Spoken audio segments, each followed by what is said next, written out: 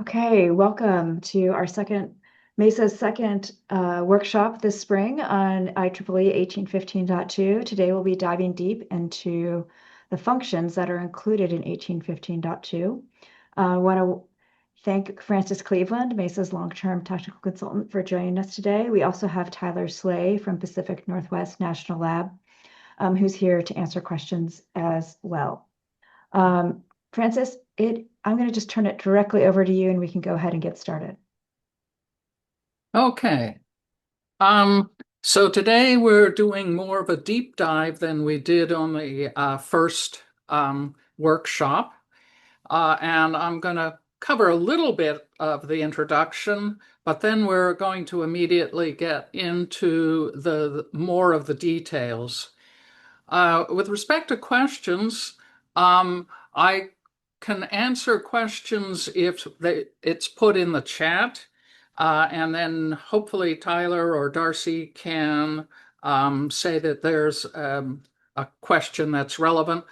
Uh, just to ward off probably one of the first questions, which is always yes. These slides will be shared with everybody who has signed up for this workshop.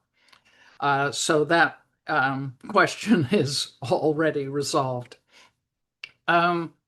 So we'll get into these 6 areas. And I'll start with a brief introduction to the MESA Alliance and IEEE 1815.2. So MESA is the Modular Energy System Architecture Standards Alliance, and it's an industry association comprised of electric utilities and technology suppliers dedicated to providing interoperable communications for DER systems and DER devices. So our mission is to accelerate the interconnection of DER through the development of interoperable communication specifications. The word interoperable, of course, is really key, based on well-established standards that meet the specific needs of utilities and DER integrators. So what is 1815.2?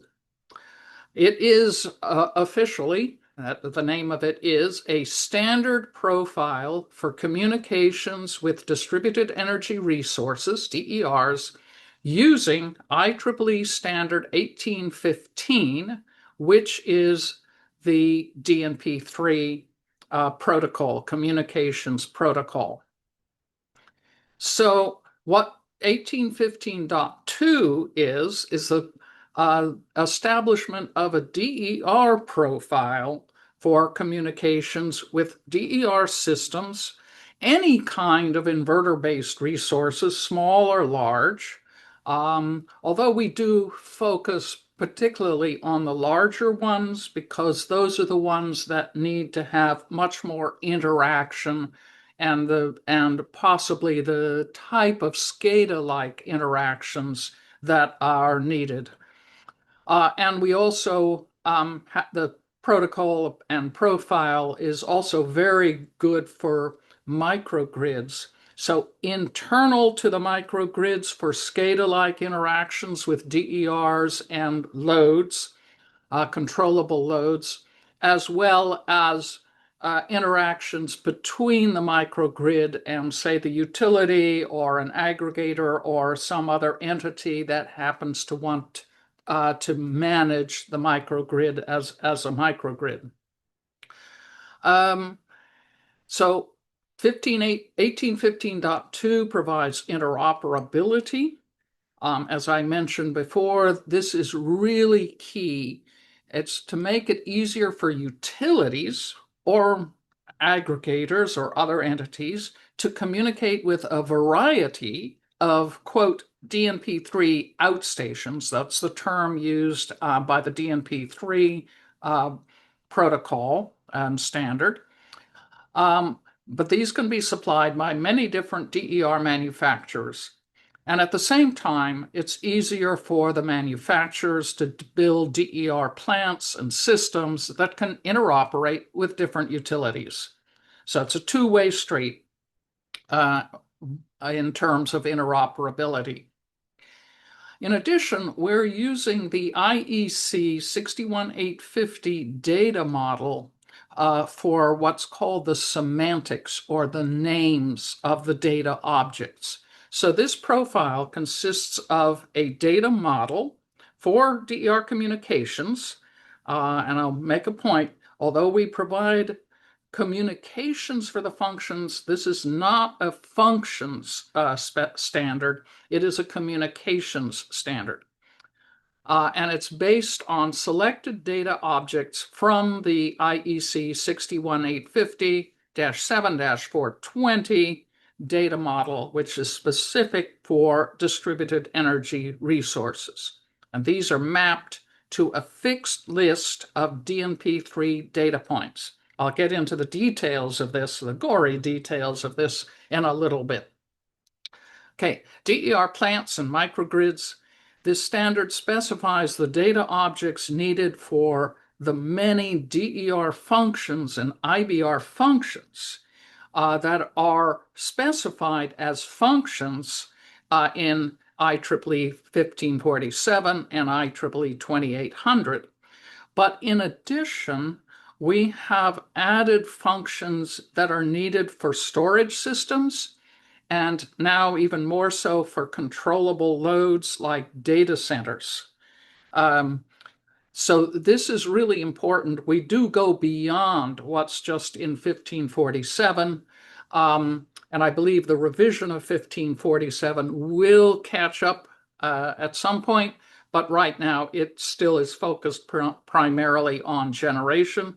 But we cover storage and loads as well, so that the communications can be handled even if the functions are not necessarily in 1547.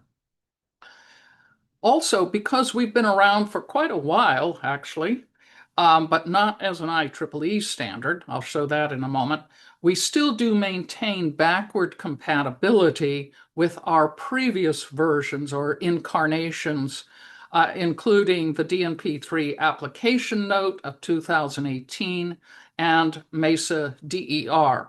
So those are just the names of our previous incarnations. Now we're finally an IEEE standard. So taking a look at where 1815.2 really fits, it can, if you take a look at this diagram, on the left-hand side in the yellow are the utilities. And they have SCADA systems, they have energy management systems, they have ADMS and DERMS systems. There's also the market, energy market, and down at the bottom is metering. Those have gateways, primarily for security, but also conversion of protocols, monitoring, etc. In the middle, we have the red sort of aggregator management systems, where these manage a lot of the plants. We also have the facility plants themselves, which may or may not be interacting with aggregators, or they may or may not be interacting directly with the utility gateway. But in all cases, over on the right-hand side, you see the green IBRs or DER plants and the individual DERs, including electric vehicles, and behind the meter. And this now also includes data centers.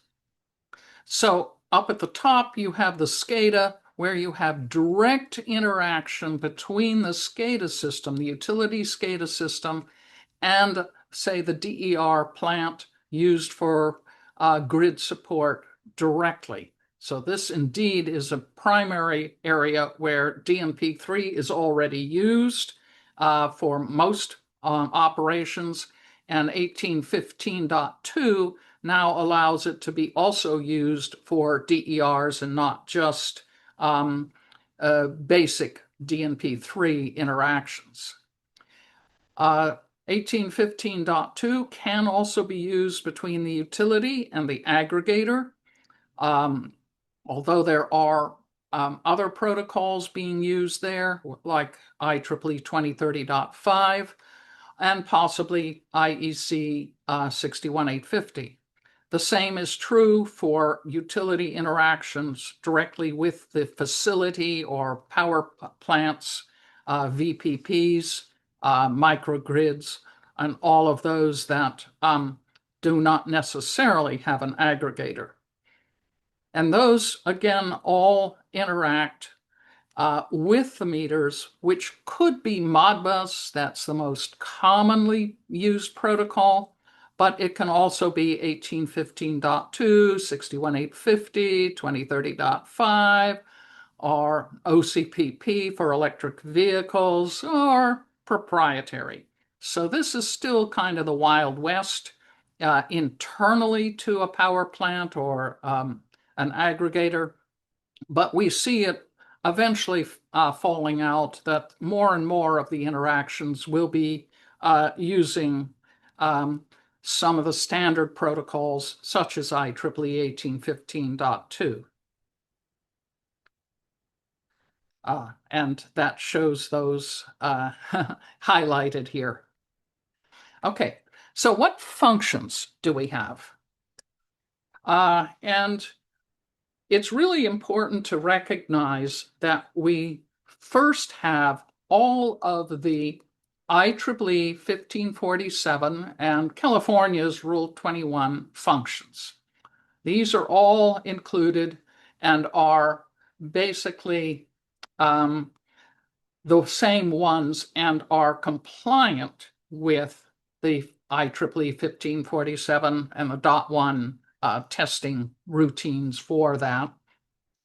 But in addition, what we have is what we call sort of the additional MESA DER functions in 1815.2, which are focused now more on storage, like charging, discharging, active power response functions like peak power limiting, generation following, load following, automatic generation control, active power smoothing, and then some of the frequency watt functions.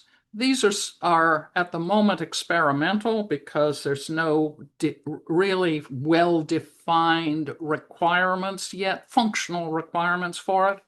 But we have fast frequency response, artificial inertia, frequency smoothing, power factor correction functions in addition. And we also have, over in the 1547 world, we have very simple scheduling. This will meet the basic scheduling that is in UL 3141, but we also have in the additional functions, we have a much more capable scheduling capability.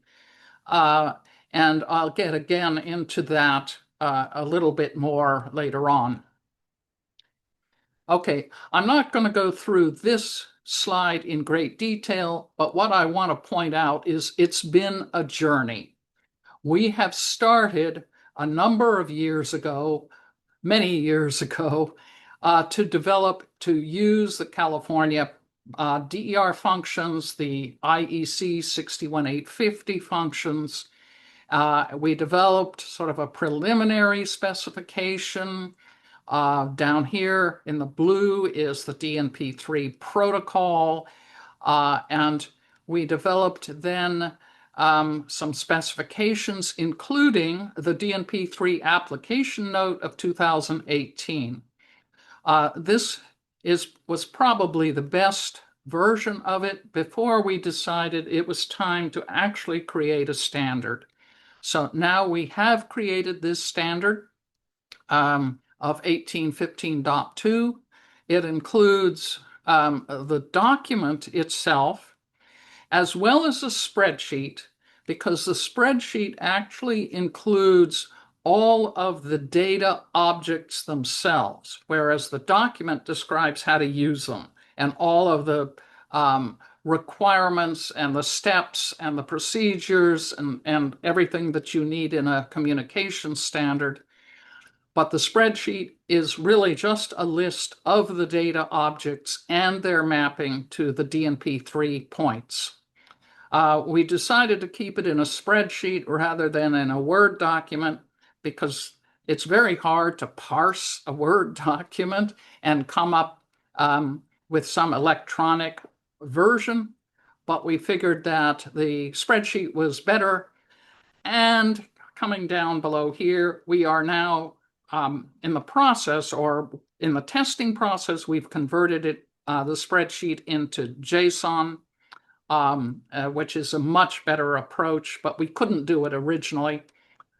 And our next steps are that we've started a technical issues, or what we call tissues, process for corrections and editorial updates as an amendment to 1815.2. Yes, 1815.2 has just been released and published, but we've already found some corrections and editorial updates that need to be made. That's because it's such a broad, wide standard.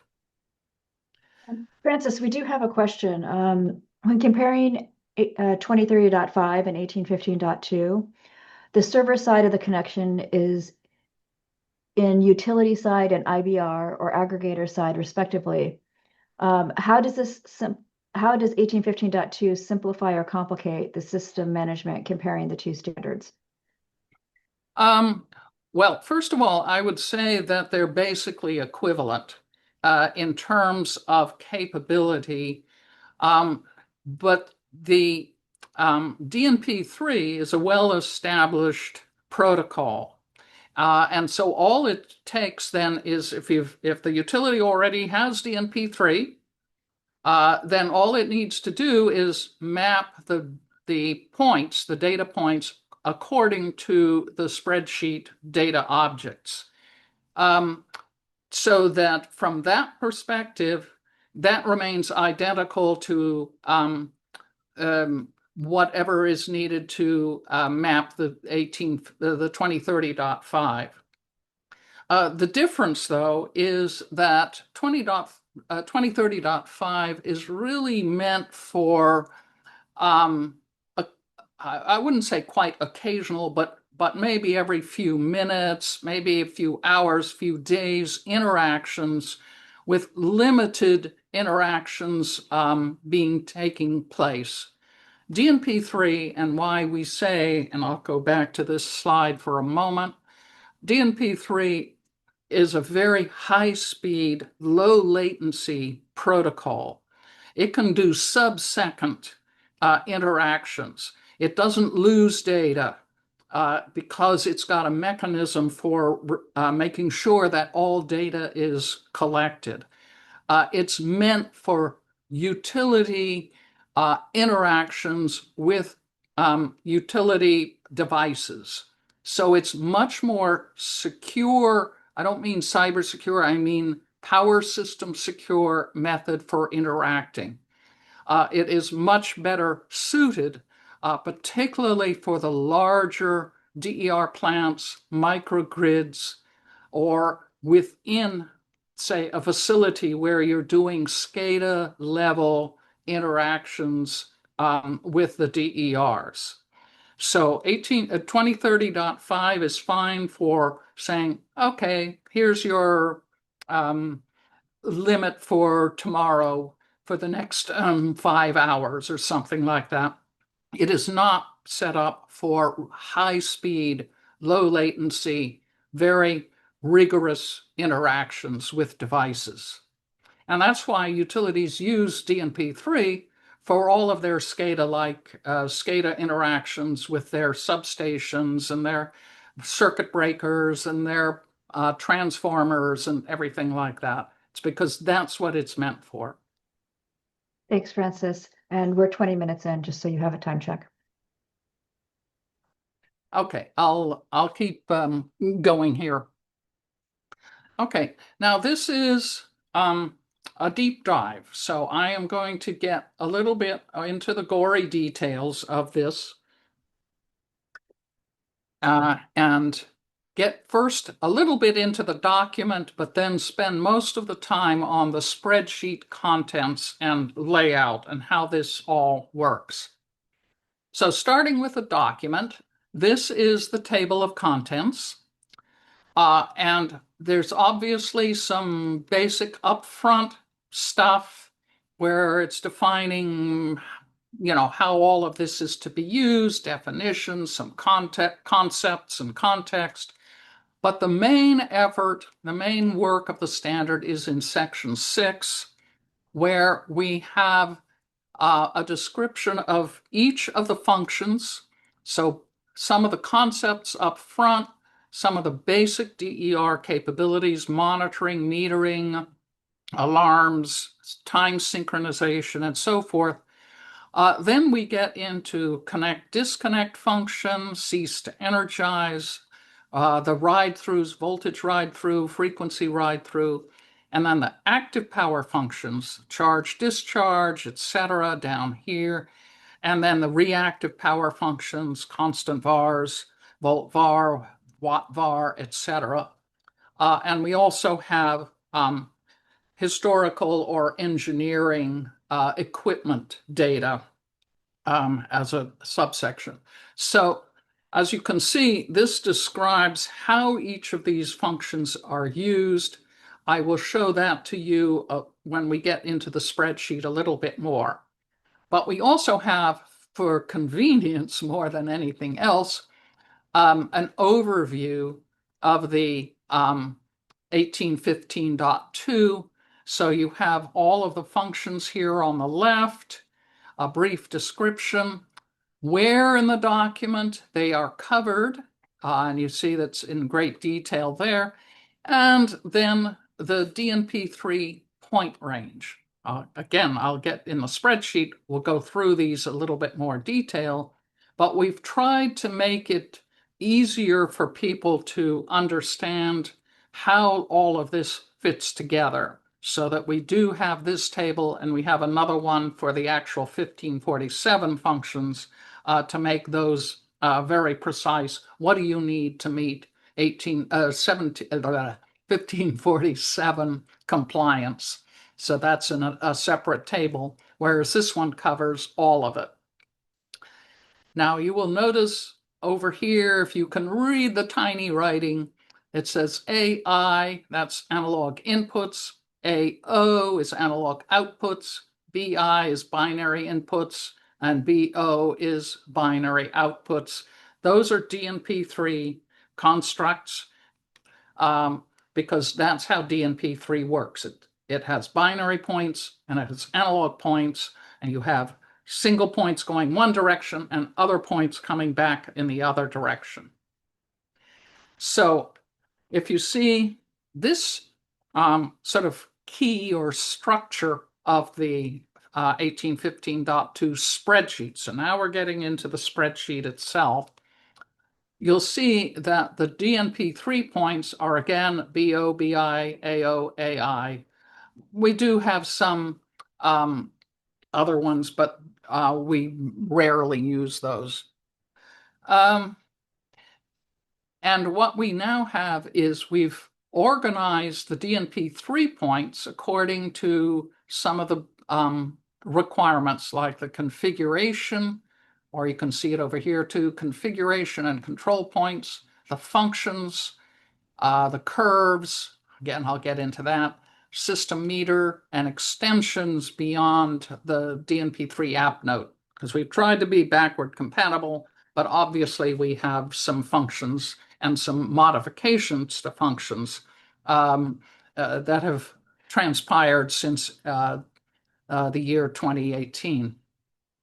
And then we have places for schedules, we have historical points or engineering points, and vendor points. The thing that I will point out from anybody who's a real expert in DNP3 is that in DNP3, the idea was you start with DNP 3.0 and you go from there absolutely sequentially, and you stop at some point and that's it. Well, since we've got a lot of variability in DNP in DERs, there's no way we could just have a fixed number, because if somebody wanted at one point one type of function but not another type of function, they would have to implement the whole thing, even though they only wanted a few points.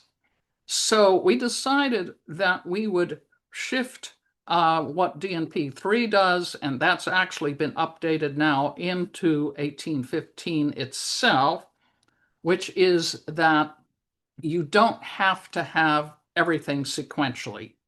So what we now have is starting indexes where we start at a particular point, and then going forward, we have, for instance, the scheduling starts at index DNP3 index point 2000. Historical or engineering points start at 5,000. The vendor points start at 50,000, etc. So we now are allowing gaps, which is important, because now we have the flexibility to add more functions, to allow functions to utilize other data points if need be. So this was an important change from sort of the historical way of using DNP3. That said, we made sure that it is compliant, because we wanted to keep backward compatibility, and we have specified that as well. Okay, so what does the spreadsheet actually look like? We have, this is the binary example of the binary outputs.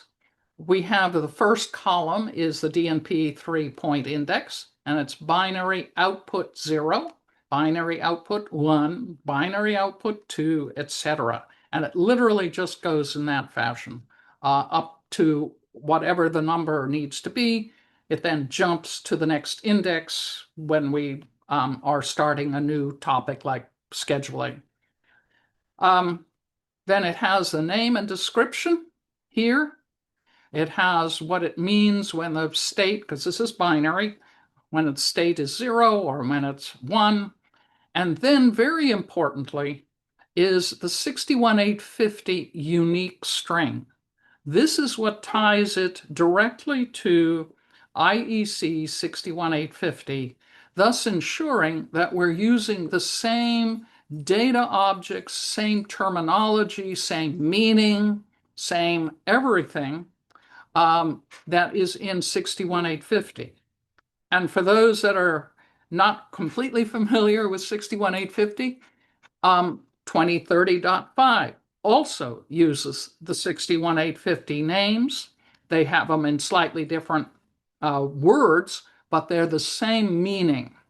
And so this is really important, that the unique string remains based on 61850. We now have things like OCPP, which does electric vehicles. They're also based on 61850.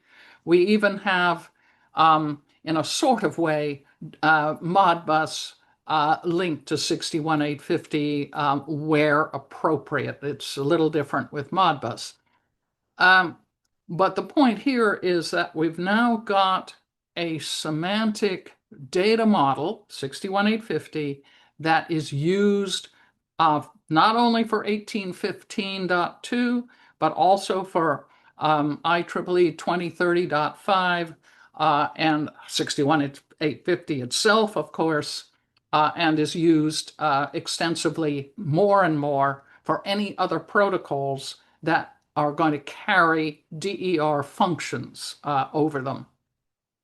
So this is really important, and that's why I have circled the DNP3 point and then its unique string based on 61850. Okay, this is analog inputs. Again, you see the same thing. I won't go through all of this, but you see the same thing, the DNP3 point index. You have the unique string from 61850, and you have additional information like the minimum transmitted value, the maximum, a multiplier, offset, what units we're talking about. And in addition, whether it's used or required for 1547. So again, that's useful information, and it helps understand what the points are for. So again, I have circled those two as being sort of the key to everything there. That's the mapping between the unique string and the DNP 3-point index. Okay, so let's take a look then at some of the functions. I'm going to start with the active power limit function. This is a function that is becoming increasingly important because utilities are less concerned about what happens, say, internally to a site that has DERs or even data centers or any kind of customer site. But what they care about is how much is being exported from that site or imported to that site. So active power limiting is increasingly becoming important. And I mentioned data centers because this is going to be one of the areas where the limits are going to become quite important. Okay, so we have, again, the spreadsheet. And this is the particular set of data points for active power limit function. And you can see, again, the unique string and some of the information that's surrounding it.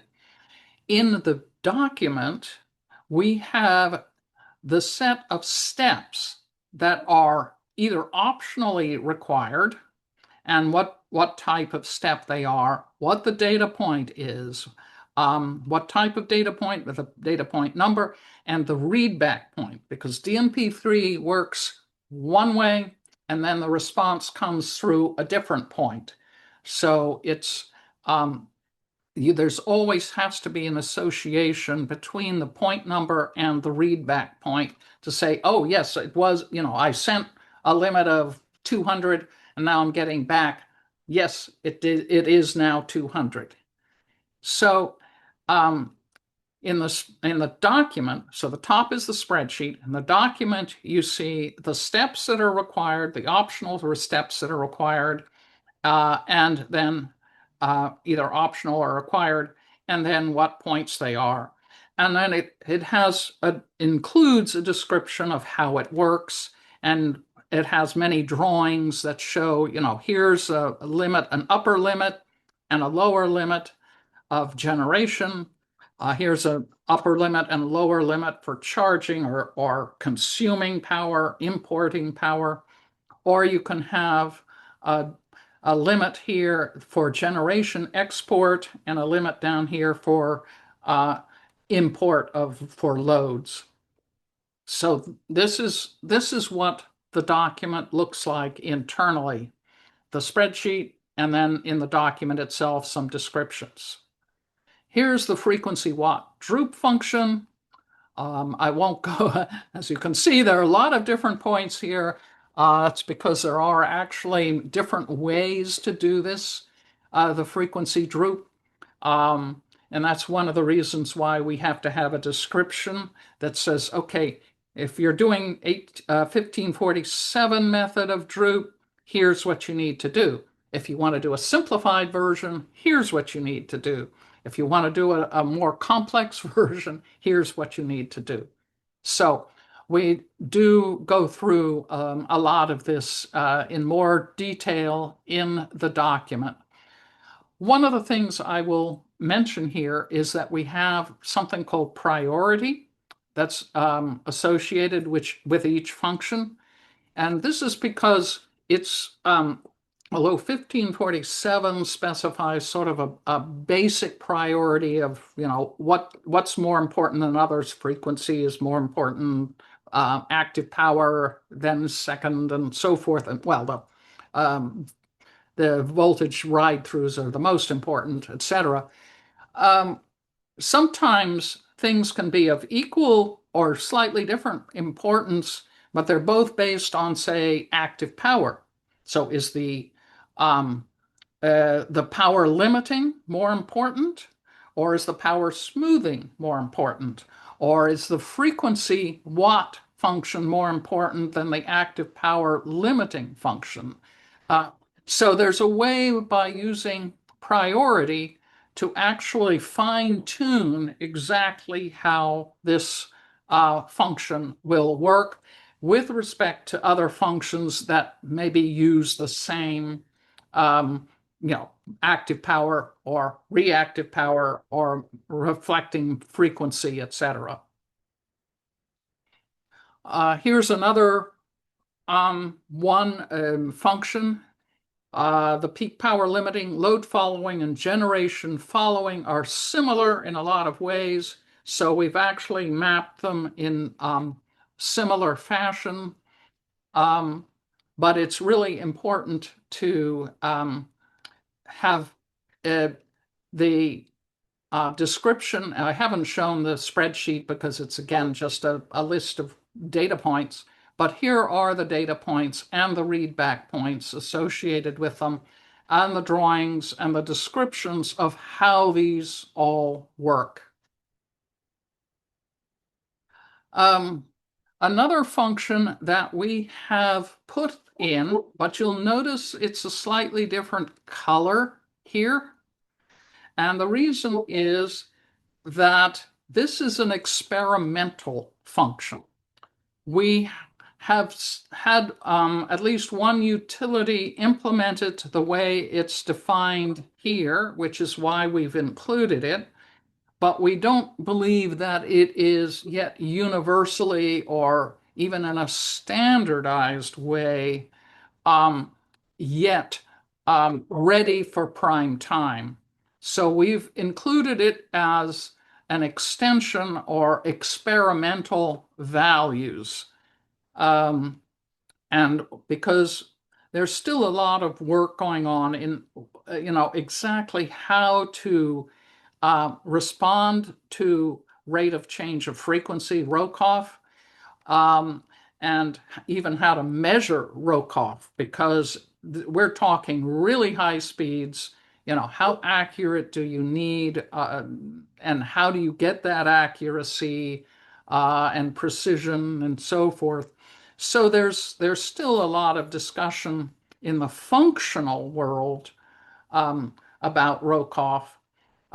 What we've done is just said, okay, well, here's one way that you could use it with communications or the communications for it, and we'll work on having others, not us, define exactly how the function will work. Okay, we also have, and I will really not get into the gory details of this, but for those that are familiar with the DNP3 1815 standard, we've defined in detail exactly what the DNP3 function or exchanges of information should do. Because we wanted to make sure that we would get that kind of interoperability. DNP3 allows different ways of sending data, whether it has flags, whether it has time limits, and whether it's 16 bits or 32 bits. Those are fine, but what we wanted was interoperability. So we have defined exactly how the different DNP3 points will be structured and utilized. So that, in addition to the mapping to the actual data points, is really important. Okay, so getting into a couple of the areas where 1815.2 takes on some things that are rather complex. And the two of those are curves and scheduling.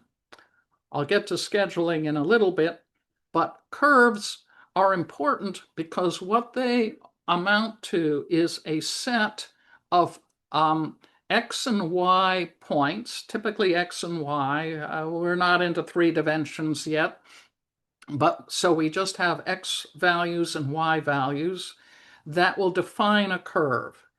Now we have some very simple curves like the droop curve, which really only has about 4 points. But we recognize that there can be a number of other curve points. So we have designed a system where we can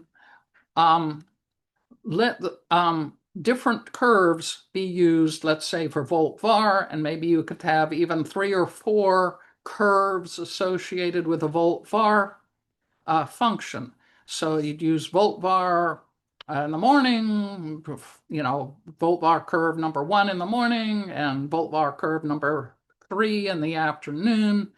Or if there's been some switching and you want to use volt-var curve number 2 because now you're closer to the substation or farther from the substation, or whatever the need is. This will be increasingly important for things like microgrids, where we're not talking now about square miles of DER systems and loads. We're talking, just a couple of acres maybe of DER systems. And now we need to manage them much more closely in order to be very efficient, maybe make money, maybe not exceed limits, whatever. So we recognize that curves and having very fine curves could be even more important in the future. So, given that, we've devised a selector mechanism for curves. We didn't want to have each function have, say, 100 points or even 10 points per function, because we didn't know who would be using it or how many curves there might be. So what we've devised is a mechanism where there's one place in the DNP3 point list that is for curves. And what you do is you store the curves somewhere, or you create the curves and then eventually store them, and then bring them in if you're going to use them or modify them, and then save them back out again. And then bring in another curve and say update it, and then save it back out again. So in this methodology, we're able to have just one place where the curves are managed, and you don't have to associate, limit the number of curves that you might use for the volt-var function versus the frequency watt function or something else. So we've got this built-in flexibility. Okay, so now this is an example of using curves for the volt-var function. There's the basic volt-var function that just says, inductive or capacitive and available vars, and you just have these 4 points, P1, P2, P3, and P4, which would be the XY coordinates of the curve. However, there are some situations that have already been identified where you might want to have hysteresis, so that point 1 goes to point 2, and if the voltage is increasing, it goes to point 3, and maybe even all the way up to point 4. But when the voltage starts to decrease, you don't want to just go back up the same slope like you do here, or have the deadband here. You actually go to a different place and then follow it back up in a different slope, or at least a different area. So this is an example of where you might use more points on the curve than the say the basic volt-var function. Okay, schedules. Um, schedules are becoming, again, very, very important. I mentioned the whole issue of export and import limits.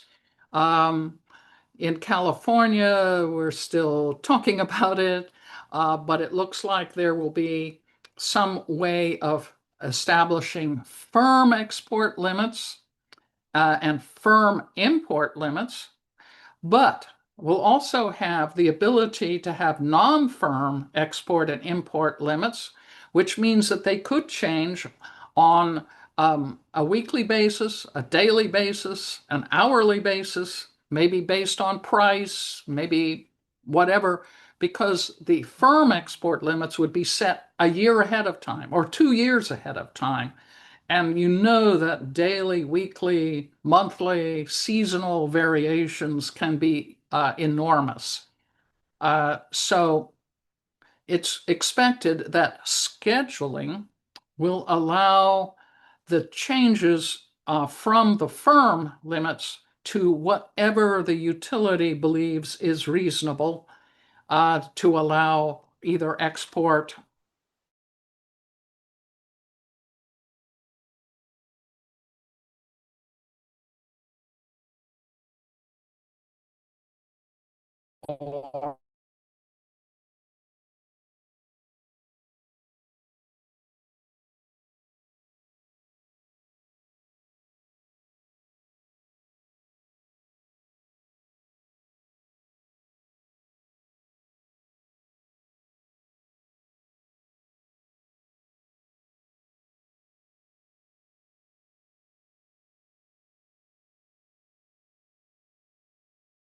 or particularly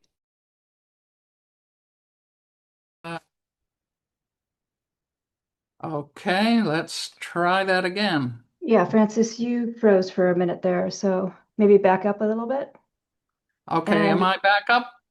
there you are. And we have about 12 minutes left. Okay, Oh, so and a quick question for you that came in through the chat. Are the number of switch points per curve equal in 1815.2, 2030.5, and IEC? sorry, I didn't get the first part of Oh, that question. are the number of switch points per curve equal in .2, .5, and IEC? Switch points? I'm Okay, not sure. I think all right, I think they're maybe, referencing the actual point definition, so XY coordinates. And in 2030.5, I believe you can have up to 10. We can have much more than that in 1815.2, and I don't actually know the specific for IEC in general, but I'm assuming it's probably close to the 100. Yes. Okay, sorry. Yeah, that's true. So again, we have the flexibility that 2030.5 does not have. And I'll have to say that at least as of now, and I know that there's been work going on in 2030.5 to include better scheduling, but that's one of the areas that we really focused on first because we feel it's absolutely critical. So just getting back to this, the non-firm is these purple. And as you can see that even though the firm limit, this red might show what the limits are that the utility wants as firm and fixed, there can be actually significant differences once you get closer to the time of the actual operational time. So this is where scheduling comes in, where you would set a schedule for a week ahead, a day ahead, an hour ahead, whatever, for what those limits might be. Again, both firm or non-firm um, load limits, export limits, and import limits. Okay, I will not get into this very much, other than to say we use the same mechanism of the selector mechanism for scheduling so that we can have any number, essentially any number of schedules. There's no limit. The limit is really just implementation based. You know, if you want to limit it to 100 schedules, you can do so, or 10 schedules if you really want a limit. But from 1815.2, we have no limit on the number of schedules that you can have. And the state machine, we have a lot of information that can be used. It doesn't have to be used. If you just want to send a schedule and hope that it works, that's one thing, that's fine. But we also have mechanisms in place where you can determine whether at what stage the schedule is, whether it's operating, whether it's actively running, etc. So we do have that in great detail. Again, this is what's in the spreadsheet. I won't go through this, but because it's the concept that's really important. Now, here is an example of scheduling dynamic volt-watt. It just happened to be what we were looking at the time. So you have the dynamic volt-watt parameters. And what we have with scheduling is it's not just a single value. It's saying, let's say, okay, so at 6 a.m., we're going to set item number 48, AO, oops, sorry. The priority is going to be 35. The enabling time window and all of these other things are these values. But the point is, there's a gradient. 53 is a 3. Filter time is a 5. So in other words, we can set all of these up before we actually enable it, so that every schedule can have as many additional values to be supplied rather than just a single value, which is what our older version does and what 2030.5 does. It's just a single value. Here's your value. But we allow to have many additional values so that we can have the type of flexibility that you really need when you're modeling and managing complex functions. Okay, and we can combine schedules. I think I'm getting low on time, so and I'd like to give some time for questions. So this combining schedules is very important, where you can sort of say, okay, I want to make sure that the limiting is there, but I want to be able to do stuff within those limits and use my system most effectively. So now I will pass it over to Darcy. Yeah, just a quick overview and a plug to join Mesa. We do have these kind of conversations on a regular basis. You can access the IEEE 1815.2 standard for free. It's part of your membership. We have joint ownership of the standard, and so our members are able to access it. You can shape the future of it. As Francis mentioned at the beginning of this, we're already looking at making some editorial changes. Also, there are many issues that were discussed and not incorporated into 1815.2, this first version, that we want to incorporate into future versions. We're thinking of starting that work later this year. We don't want to wait. We know that this is a fast-moving space. There's a lot of developments. The more we learn and the quicker we can incorporate that information into the standard, the better. So come join us and help shape the standard. You can also access the experts when you need them. Francis and Tyler have spent a lot of their professional time working in this space. We're happy to share their expertise and the expertise of our other members with you. We have regular meetings with our technical work group. We're going to be starting up an implementation work group for those who are implementing 1815.2. And all the advice you need, you'll find either through our technical consultants or through these regular meetings. Next slide, please, Francis. And just quickly, it's about $5,000 for most organizations to join Mesa. We do have a small business and individual and student categories, but most folks fall into the standard. And then we do ask if people have extra R&D funds or project funds. Our membership fees do not cover the cost of Mesa's operation. And so if folks can make an extra technical allocation, those usually come within $5,000 increments. I'll pause there because I do want to have people ask questions if they have additional questions. So if you go to the next slide, I think, oh, yes, that's right. And it will have an overview of the test tool and a demo on May 19th at 10 a.m. Pacific.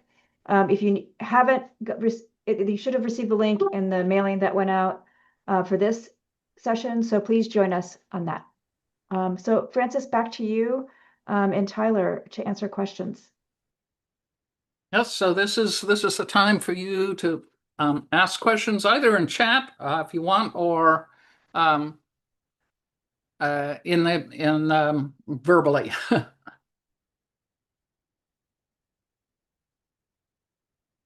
So I can't see. So Darcy or Tyler, can you see if there are any questions?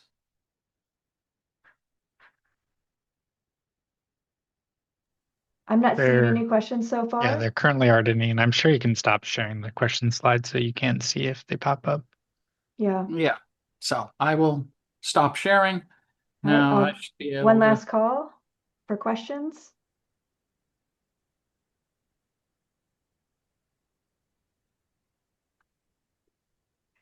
Okay, seeing none, I want to thank everyone for joining us today and hope to see you next month at our testing and certification. And please reach out if you have questions and want assistance or want to join Mesa. Thanks so much. Okay. Bye, everyone.